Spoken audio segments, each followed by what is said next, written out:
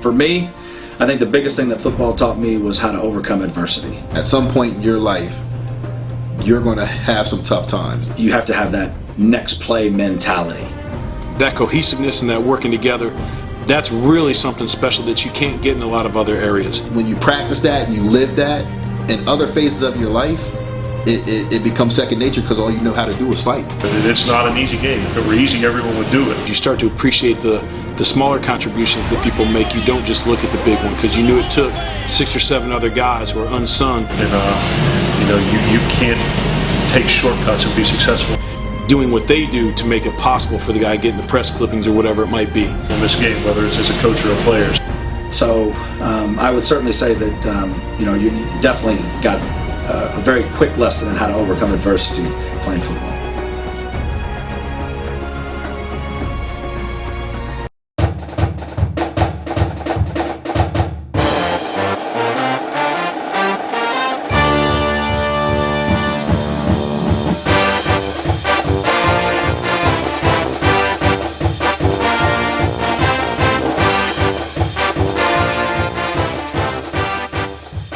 Welcome to another edition of Talking Ball with the Czar. I'm Emory Hunt, the Czar of the Playbook, here on the campus of Christopher Newport University with new head football coach Art Link. Coach, appreciate you taking time. All right, I appreciate it. Thanks for having me. Opportunities comes from preparation and education. How has both helped prepare you for this new opportunity here at Christopher Newport? Well, back in University of Florida, did get a degree in sports management, got my master's in exercise science. There was a lot of preparation from the business side of it, I guess you could say, where we're learning about the ins and outs of a college program, and then going back to my graduate assistantship at Florida, a lot of work on behind the scenes doing them. You do everything when you're a graduate assistant and when you're a young coach, so you learn how to do video breakdown. You're learning about the recruiting side of it from an on-campus standpoint. You just end up doing a lot of different things for the coaches as you're in that supportive role. So a lot of the education and in the early places I was in doing internships and assistantships that helped me, has really helped me when I got to this spot now. Now, what made this a unique opportunity? What made this the best opportunity? Because a lot of times coaches get a lot of opportunities. You say no a lot, Yeah. And so, but what made this one the best one for you? Right. So I get that question a lot, and really when you look at it, you look at where a place is school-wise. You look at the quality of academics. You look at the opportunity, commitment to win, and then you look at like a place where you can raise your family and be somewhere for a long time.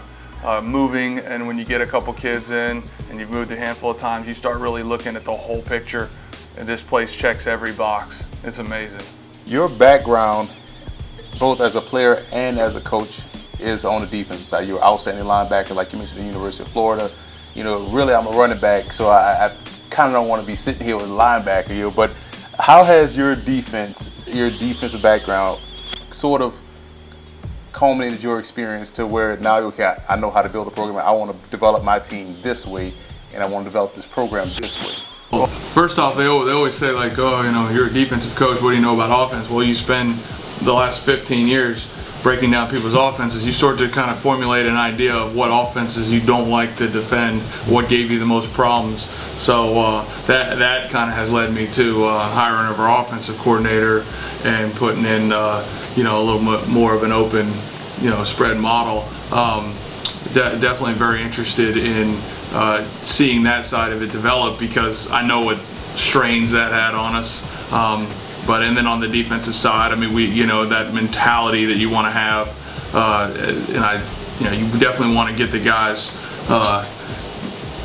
playing hard and playing fast on defense. And if you can get it done on defense, and then also you learn the value of special teams when you're a defensive guy. You learn how important that is when someone's pinned back. So it definitely shapes the importance of all three phases and the knowledge of it.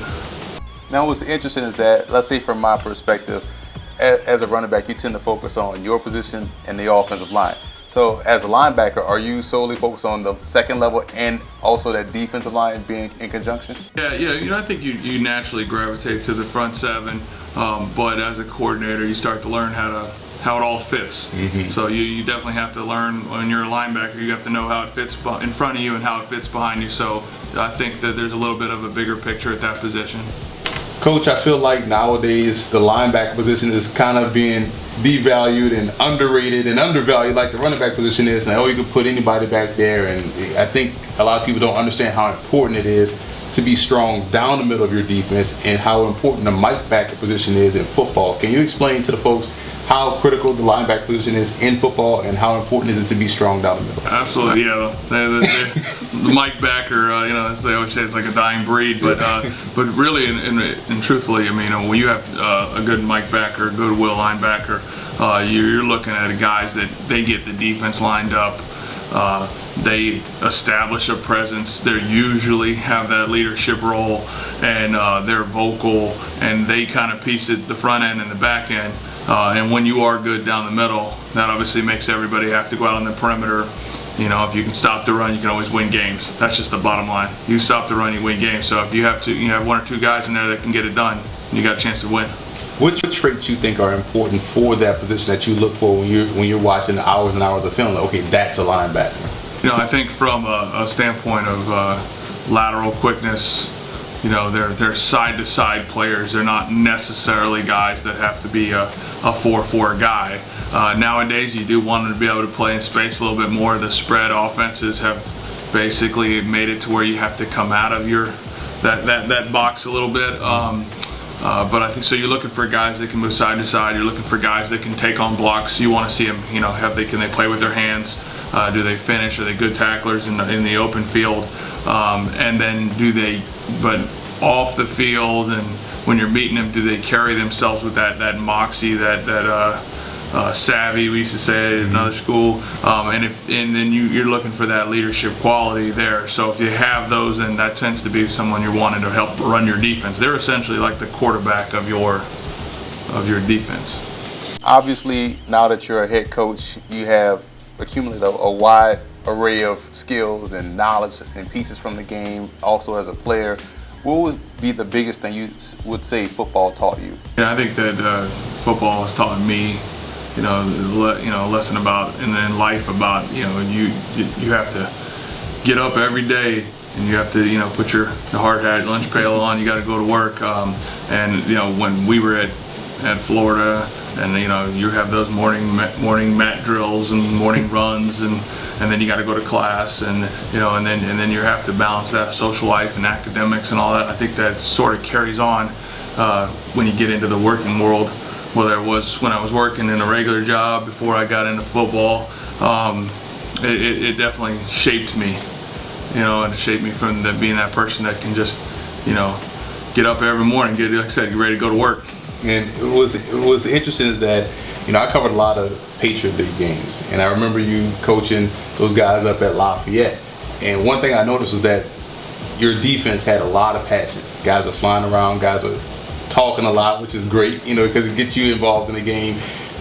That shows passion, that shows love. What would you say you love about the game? I think that one of the things about football is, and I said this in my press conference, was that I really now, as I'm getting a little older, I enjoy the relationships with the players. I enjoy the camaraderie.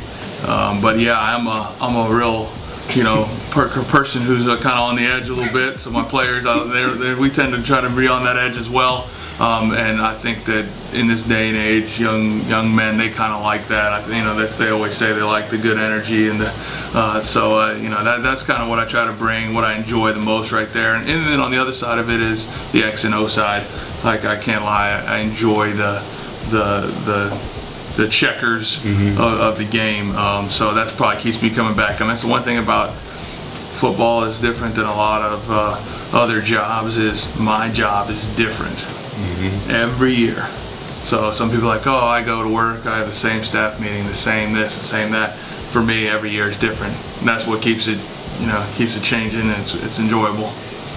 I always ask coaches about philosophy, because I think that's the linchpin to any successful coach. And this is your first year here, and I know you probably spent hours deciding how you're going to approach this thing. What would be one piece of your coaching philosophy you'd like to share? I think that one of the things that just really sort of is, I think, is defining my philosophy right now is like high energy and doing everything with a tempo. So if there's one thing that You know, you shaped from New Hampshire and from Urban Meyer and Florida, and even Ron Zook, who just, I mean, it was, and we kind of have sort of labeled it as CNU fast right now. So that tempo and that urgency, I think, is sort of something that I think our guys, if you ask them right now what's maybe different, you know, I'd say that and like what's coach about, and they'll probably tell you that. Now, we remember how it used to be back in the day when you saw a few schools on television. You got a letter in the mail and it was a big thing, and if a coach called, you really was special. And now kids see everybody on TV. Everyone is available to the same resources, so kids have a lot of options. What would a student athlete gain for coming to Christopher Newport? Well, that's a great question.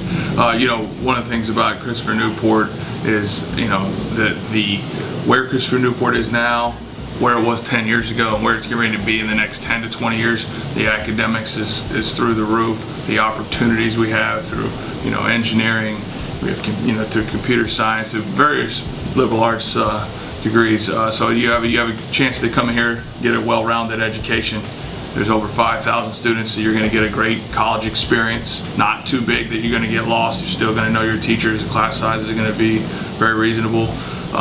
And then you get a chance to compete for a national championship. And I think when you look at like all those pieces, and you're looking for a Division III, very competitive Division III program, and a great university and a great community, I think that's what makes CNU special. And that's why I think the academics have gone through the roof. Hey, you know what? I took a quick tour around campus. Beautiful facilities, beautiful campus. I was impressed with how beautiful this facility is, and also just from a location standpoint, this is a great area to be in outside of school. So I think this is a great opportunity for these guys. Right, there's no doubt. I mean, you look at the city of Newport News. I've been impressed with it. I was really impressed with the over $2 billion in new buildings that they put in here, and it's an impressive place. And you know, the biggest thing for us right now is getting our name out there on a national level and getting people to come visit campus. If they come on campus, we have a shot. Coach, we definitely wish you the best of luck. Congratulations on your new start, and wish you the best of luck moving forward. Appreciate it. No problem.